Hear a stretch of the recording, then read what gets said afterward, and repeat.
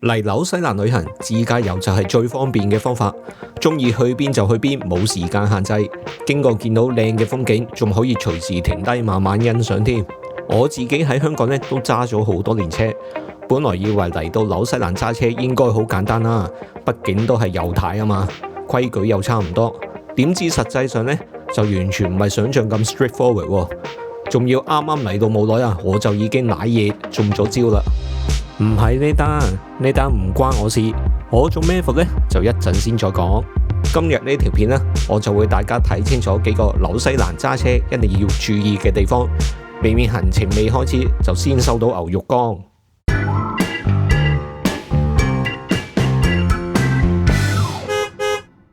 首先就講下最基本嘅方向問題先啦。紐西蘭同香港一樣，都係右軚車行左線，所以如果你喺香港揸慣車嘅話呢，其實好快就會適應。不過要留意，紐西蘭好多路呢，尤其是南島同埋郊區，都係單線雙程嘅，冇咩護欄啊、石凳啊嗰啲喺中間。換句話講呢，對面嘅車有可能會離你好近，如果你一個唔覺意踩中個隔離線呢，就真係幾危險嘅。同埋啦，你自己小心之餘，亦都要小心對面嘅車，因為呢度嘅司機都好粗心大意啊！佢哋好多時呢，亦都真係會踩過隔離線去咗你嗰邊噶。仲有一個情況，亦都要特別小心嘅，就係對頭嘅電單車啊！我就真係見唔少啦。佢哋入彎嗰陣啊，佢個車轆呢，就仲喺佢自己嗰條線冇錯啊，但係因為電單車過彎會傾側噶嘛，佢個車身啊，甚至佢個頭啊，可能已經伸咗過去你嗰邊嗰條線度啊。所以如果初揸車唔習慣呢，見到就真係嚇一嚇。所以揸車嘅時候去到彎位，一定要留翻少少安全嘅距離。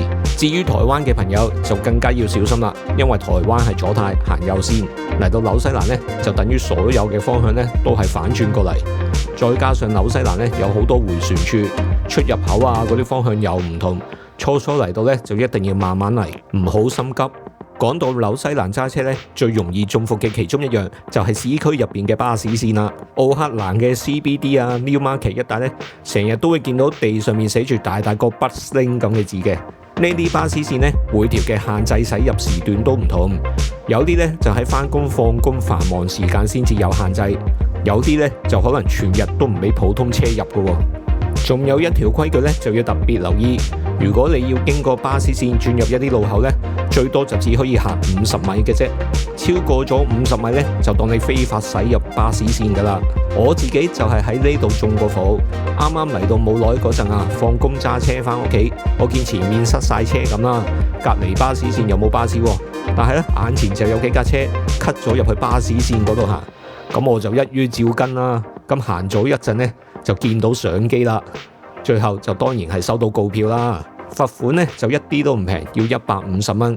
其實當地人呢自己成日都好大意嘅，佢哋呢一樣都會誤入巴士線，所以唔好諗住跟住本地人就一定安全啦。有時呢只係一齊中招嘅啫。巴士線呢樣嘢有幾易中招呢？俾個例子你哋參考下。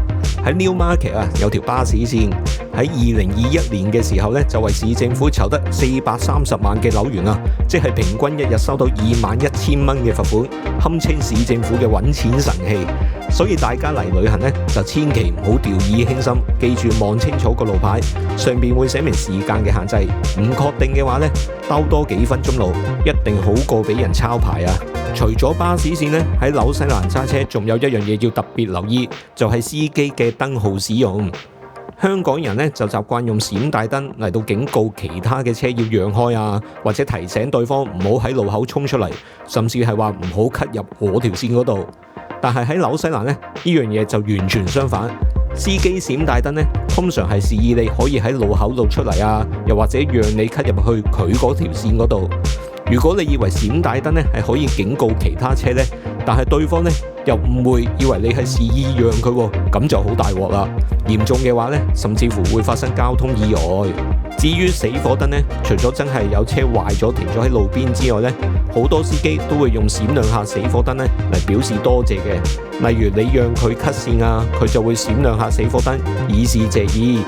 但有時呢，又真係表示前面有障礙喎，所以都係要小心留意。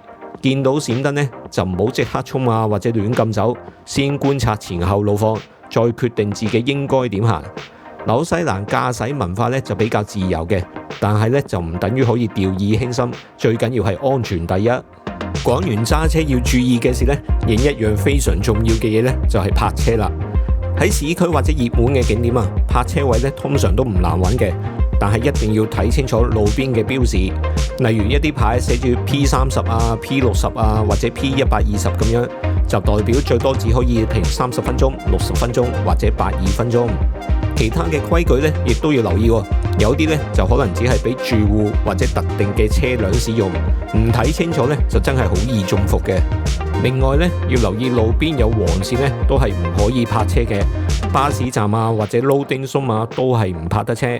如果你喺地下見到有啲黃色箭嘴咧，咁你就要特別留意下附近啦。通常表示咧附近會有個消防水掣，如果你泊架車喺嗰度咧，就會阻住個水掣，所以咧都係唔可以泊喺嗰度嘅。仲有要注意，唔好阻住民居或者其他建築物嘅出入口。泊車咧要同建築物 driveway 嘅出入口保持1米以上嘅距離，先算係合法嘅。違例泊車最嚴重嘅係會被拖車，一旦拖車啊，你唔單止要俾罰款啊，仲要俾埋呢個拖車費。架車咧就會俾人拖咗去一啲指定嘅地方，你又要花時間揾翻自己架車，到時就真係好麻煩啦。市區咧就通常都有泊車嘅標位嘅，標位就可以用手機 app 或者信用卡嚟到俾錢，好方便。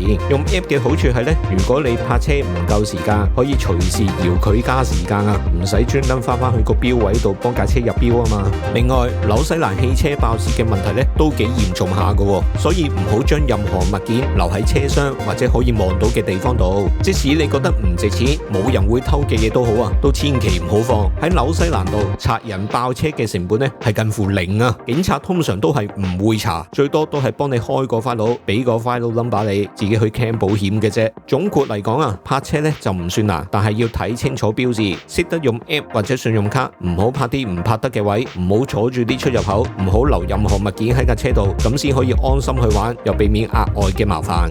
到最後啦，就係要提醒大家，千祈唔好酒後駕駛。紐西蘭咧對酒後駕駛嘅規管咧係非常嚴格嘅，唔單止會罰款啊，仲有可能會被驅逐出境，下次入境咧都可能會受到影響喎。就算你有 resident visa 喺度住都好啊，你酒後駕駛咧都有可能會取消你個 visa， 將你遣返翻去。所以咧就千祈唔好冒險。如果你嚟玩食晚餐又想飲酒嘅話咧，就最好揀啲近住宿嘅餐廳。咁夜晚飲完酒啦，就可以行翻去住嘅地方，唔使揸車。如果唔方便行嘅，其實都可以考慮下叫 Uber。叫 Uber 咧，其實都好方便，點都好過自己冒險啦。總之咧，安全就最緊要，玩得開心，享受美食都好，飲咗酒就千祈唔好揸車，保護自己同其他人先係最重要嘅事。今次影片咧就嚟到呢度啦，如果呢條片幫到你嘅話咧，就記得 like 同 subscribe。如果你嚟緊有紐西蘭自駕嘅計劃，有冇咩想知道或者最擔心嘅駕駛問題呢？可以留言同我講喎，我會同大家分享更多小貼士。咁就係咁先啦，拜拜。